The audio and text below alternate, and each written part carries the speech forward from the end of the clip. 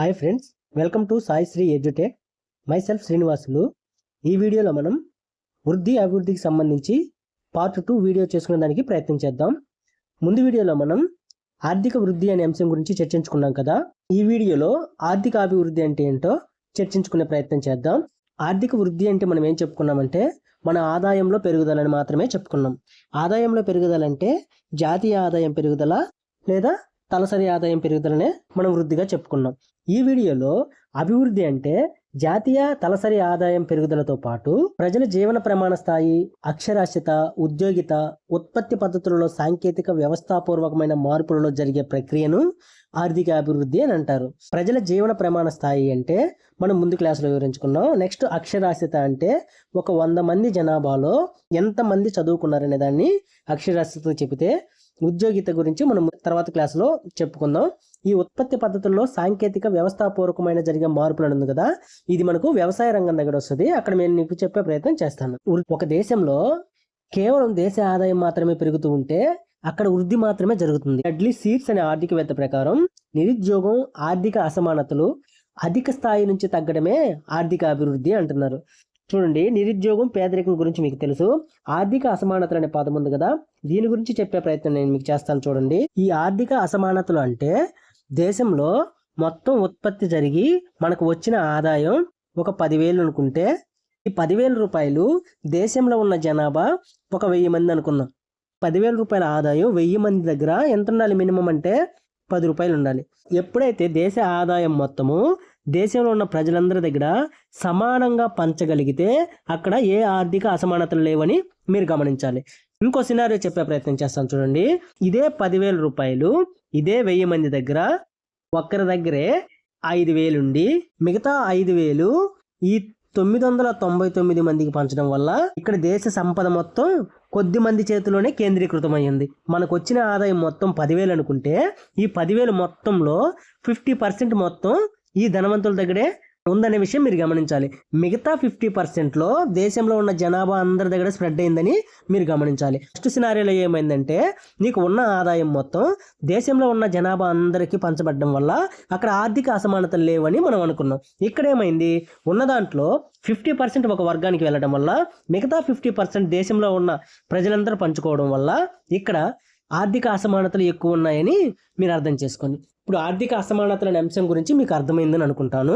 ఇక్కడ సింగర్ అనే ఆర్థికవేత్త ప్రకారం ఈయన ఒక డెఫినేషన్ ఇచ్చాడు. చూడండి, దాన్ని మనం వివరించుకుందాం. 80% ఉన్న వ్యవసాయ రంగ ఉపాధిని 15%గా మార్చే ప్రక్రియను ఆర్థిక అభివృద్ధి అంటారు. చెప్పింది చిన్న పాయింట్ అయినా దీంట్లో చాలా మ్యాటర్ ఉంది, వివరించుకునే ప్రయత్నం చూద్దాం. చూడండి, దేశం మొత్తంలో ఉన్న జనాభా ఒక 100 మంది అనుకుంటే ఈ 100 మందిలో ఒక 80 మందికి వ్యవసాయ రంగం ఉపాధిని కల్పిస్తుంది. మిగతా 20% ఉపాధిని పారిశ్రామిక సేవా రంగాలు అందిస్తున్నాయని ఇతని ఉద్దేశం. ఈయనేమంటాడంటే ఈ 80% ఉంది కదా, ఈ 80%ని 15%కి తగ్గించగలిగితే ఈ మిగతా వారికి కూడా పారిశ్రామిక సేవా రంగాల వైపు మళ్లించగలిగితే ఆర్థిక అభివృద్ధి జరిగినట్టే అంటాడు. ఈ 80 మందిని 15కి తగ్గించాలంటే ఏం చేయాలంటే నిరక్షరాస్యతను నిర్మూలించగలిగితే వాళ్ళు అక్షరాస్యులుగా మారి ఈ 80 మందిలో ఒక ఇంచుమించు ఒక 50 మంది వరకు చదువుకొని ఈ చదువు ద్వారా పారిశ్రామిక సేవా రంగాలకి వెళ్ళడం ద్వారా ఈ దేశంలో ఆర్థిక అభివృద్ధి జరుగుతుందని ఈ సింగర్ అనే ఆర్థికవేత్త అభిప్రాయం.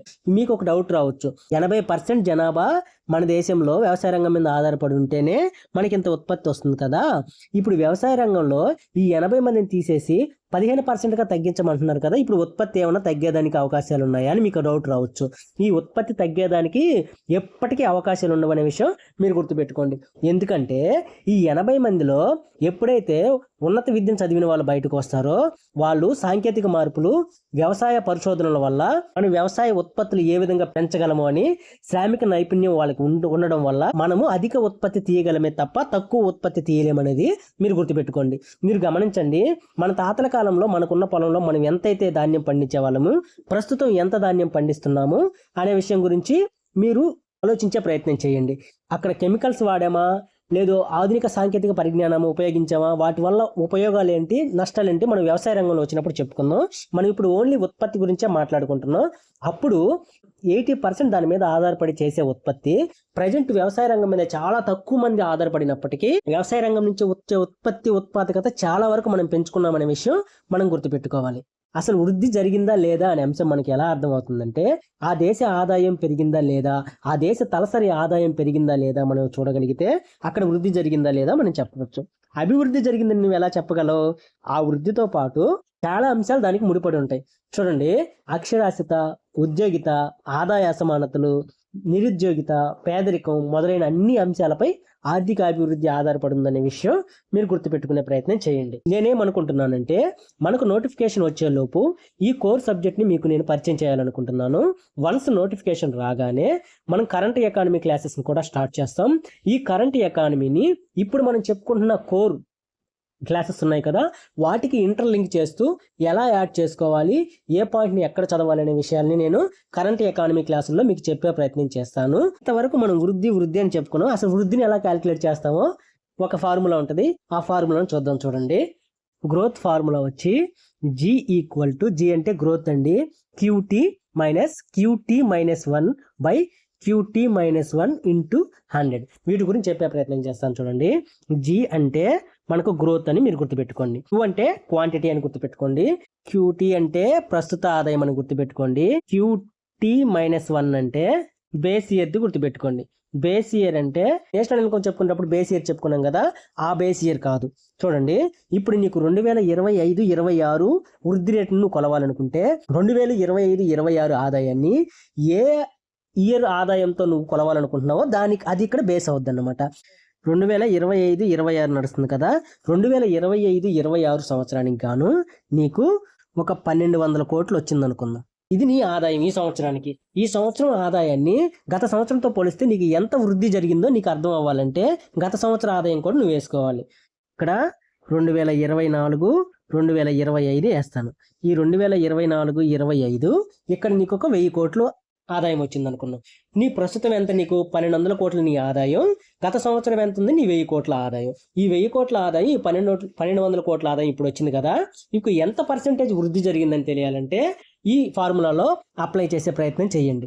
QT అంటే ఏం చెప్పుకున్నాం? ప్రస్తుతానికి సంబంధించింది కదా, 1200 మైనస్ QT మైనస్ 1 అంటే ఏం చెప్పుకున్నాం? పాతది. మనం దేన్నైతే బేస్ తీసుకున్నామో అది. అక్కడ 1000 కోట్ల ఆదాయం వచ్చింది కదా, ఇంటూ 100 ఇక్కడ వేసి పెట్టుకోండి, బై QT మైనస్ 1. QT ఒక 1000 కోట్లు ఉంది కదా, దీన్ని తీసుకుంటే 200/1000 ఇంటూ 100 వస్తుంది కదా. ఇక్కడ నీకు 20% వృద్ధి జరిగిందని అర్థం. ఇప్పుడు ఈ 20% వృద్ధి అనేది ఏమవుతుందంటే, నువ్వు ప్రస్తుత ధరలు తీసుకుంటే ప్రస్తుత ధరలో వృద్ధి అవుద్ది, నువ్వు ఆధార సంవత్సర ధరలు తీసుకుంటే ఆధార సంవత్సర ధరల్లో వృద్ధి అవుద్ది. ఇప్పుడు మనకు వృద్ధిని క్యాలిక్యులేట్ చేయాలంటే ఏ ఫార్ములా ఉందో మీకు అర్థమైంది. ఇప్పుడు అలాగే అభివృద్ధికి సంబంధించి నువ్వు క్యాలిక్యులేట్ చేయాలంటే ఏమేమి ఉన్నాయో ఒక్కసారి వివరించుకుందాం. చూడండి, అభివృద్ధి కావాలంటే ముందు వృద్ధి ఉండాలి. వృద్ధి ప్లస్ HDI అంటే హ్యూమన్ డెవలప్మెంట్ ఇండెక్స్. పేదరికం, నిరుద్యోగం, ఆర్థిక అసమానతలు ఇవన్నీ ఉన్నాయి కదా, వీటన్నిటికి సంబంధించి నీకు క్లారిటీ రావాలన్నమాట. ఎప్పుడు నీ HDI అంటే ఏందో దాన్ని మీకు నేను తర్వాత వివరిస్తాను. ఇదంతా కరెంట్ ఎకానమీ కిందకు వస్తుంది. మనకు వీళ్ళంతా ప్రతి సంవత్సరం మనకి రిపోర్ట్స్ వస్తాయి అన్నమాట. ఈ HDI రిపోర్ట్స్ అని, లింగ సమానత్వానికి సంబంధించి, పేదరికం, నిరుద్యోగం వీటికి సంబంధించి అవి చెప్పుకునేటప్పుడు వాటికి అక్కడ నేను డెఫినేషన్స్ ఇచ్చే ప్రయత్నం మీకు చేస్తాను. ఇదంతా కరెంట్ ఎకానమీ మీద ఆధారపడి ఉంటుంది కాబట్టి కరెంట్ ఎకానమీ చెప్పేటప్పుడు దీని గురించి చెప్పుకుందాం. వృద్ధి అంటే ఎలా వస్తుంది, ఎలా క్యాలిక్యులేట్ చేస్తాం మీకు తెలుసు. అభివృద్ధి అంటే ఈ వృద్ధితో పాటు ప్రపంచ దేశాలతో కంపేర్ చేసుకుంటూ ఈ అంశాలన్నీ మనం క్యాలిక్యులేట్ చేసుకోవడం వల్ల అభివృద్ధికి సంబంధించి మనం ఎక్కడున్నాం అనేది మనకు అర్థమయ్యేదానికి అవకాశాలు ఉన్నాయి. చూడండి, ఇప్పుడు వృద్ధికి అభివృద్ధికి సంబంధించి చిరంజీవి సార్ బుక్ లో కొన్ని తేడాలు ఇచ్చున్నారు. దాని గురించి మీకు వివరించే ప్రయత్నం చేస్తాను. దాన్ని మీకు వివరించిన తర్వాత మీకు కొంచెం ఇంకా క్లారిటీ వచ్చేదానికి అవకాశాలు ఉన్నాయి. చూడండి, ఇక్కడ ఫాస్ట్ గానే చెప్పే ప్రయత్నం చేస్తాను. వీడియో లెంత్ అయిపోతుంది కాబట్టి ఇక్కడ మీకు అర్థమవుతుంది. మీకు అర్థం కాని పాయింట్ ఏదైనా ఉంటే అక్కడ ఎక్కువ స్ట్రెస్ చేసి చెప్పే ప్రయత్నం చేస్తాను. చూడండి, ఫస్ట్ పాయింట్ వస్తు సేవల వాస్తవ ఉత్పత్తుల పెరుగుదలను సూచిస్తుంది. వృద్ధితో పాటు సాంఘిక ఆర్థిక నిర్మాణంలో ప్రగతిశీల మార్పులను సూచిస్తుంది. జస్ట్ అట్లా చదవండి, మీకు 4 ఆప్షన్లు ఒకటి తీసేదే కదా మనం, కాబట్టి ఈ 4 ఆప్షన్లు ఒకటి ఎలిమినేట్ చేసే విధంగా మనం చదువుకుంటే సరిపోద్దనే విషయం మీరు గుర్తుపెట్టుకోండి. ఏకముఖ ప్రక్రియ. ఈ ఏకముఖ ప్రక్రియ అంటే ఏంటంటే ఓన్లీ ఒకదాని గురించే మనం ఆలోచిస్తాం. ఇక్కడ వృద్ధిలో ఏంటి? మనం ఆదాయం పెంచుకోవటం. ఏ ఆదాయం? GDP కానీ తలసరి ఆదాయం పెంచుకునే దాని మీదే మనం ఇక్కడ ప్రయత్నం చేస్తాం కాబట్టి ఇది ఏకముఖ ప్రక్రియ. ఇక్కడ బహుముఖ ప్రక్రియ అంటే ఏంటి? ఇక్కడ వృద్ధితో పాటు ఆర్థిక అసమానతలు, నిరుద్యోగిత, పేదరికం ఇవన్నీ అంశాలు ఉంటాయి కాబట్టి ఇది బహుముఖ ప్రక్రియ. ఇది పరిమాణాత్మక మార్పులను సూచిస్తుందని ఇక్కడ ఇస్తే, ఇది పరిమాణాత్మక మార్పులతో పాటు గుణాత్మక మార్పులను కూడా సూచించడానికి ఇక్కడ ఇచ్చాడు. ఈ గుణాత్మక మార్పులు అంటే ఏంటంటే, మనం ఫస్ట్ వృద్ధి చెప్పేటప్పుడు ఎగ్జాంపుల్ చెప్పుకున్నాం ఒక 20 years అబ్బాయి గురించి, అది సేమ్ దీనికి అప్లై చేసుకోండి. ఇది సంకుచితమైనదంటే నారో మైండెడ్ అంటాం. నారో అంటే మీకు అర్థమవుతుంది. నారో అంటే ఒక నిర్దిష్ట అంశానికి సంబంధించినప్పుడు, ఇది విశాలమైనది అంటే విస్తృతమైనది. ఇది ప్రభుత్వంలో జోక్యం లేకుండా వృద్ధిని సాధించవచ్చు. జనరల్గా ఆలోచించండి, వృద్ధి అనేది నీ ఆదాయం అనేది అందరూ ప్రభుత్వ ఉద్యోగాలు చేసి ఆదాయాలు సంపాదించుకుంటున్నారా? లేదు కదా. ప్రభుత్వ ఉద్యోగాలు కాకపోయినా మనం ప్రైవేట్ ఉద్యోగాలైనా ఏదో ఒక పని చేసి మనం మన ఆదాయాలు పెంచుకుంటున్నాం కదా. ఇక్కడ చూడు, ఆర్థిక అభివృద్ధి అలా ఉండదండి. ప్రభుత్వ జోక్యం లేకుండా ఆర్థిక అభివృద్ధి జరగదు. ఇప్పుడు నీ పేదరికం తగ్గాలంటే ప్రభుత్వానికి సంబంధించిన ఏదో ఒక పథకం అనేది ఉండాలి. నిరుద్యోగిత తగ్గాలంటే గవర్నమెంట్కి సంబంధించి ఉద్యోగ అవకాశాలు కల్పించాలి, లేదా ప్రైవేటు సంస్థలకి గవర్నమెంట్ రాయితీలు ఇవ్వడం వల్ల వాళ్ళు ఎక్కువ పెట్టుబడి పెట్టుకొని నిరుద్యోగులకి ఉద్యోగాలు ఇచ్చేదానికి అవకాశాలు ఉంటాయి. అక్కడ ప్రభుత్వ జోక్యం అనేది అవసరం అనే విషయం మీరు గుర్తుపెట్టుకోండి. నెక్స్ట్ చూడండి, అభివృద్ధి చెందిన దేశాలకు సంబంధించినది ఏంది? వృద్ధి అనే కాన్సెప్ట్.